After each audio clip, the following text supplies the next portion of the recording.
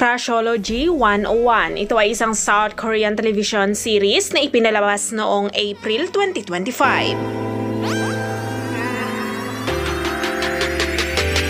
Ang Crushology 101 ay isang romantic comedy na naglalarawan sa love story ng isang estudyante sa kolehiyo na si Bunny na nakipaghiwalay sa kanyang first love pagkatapos ng isang mapaminsalang relasyon. Healing from a broken heart, bigla siyang niligawan ng hindi isa kundi 4 na kaakit-akit na mga lalaki.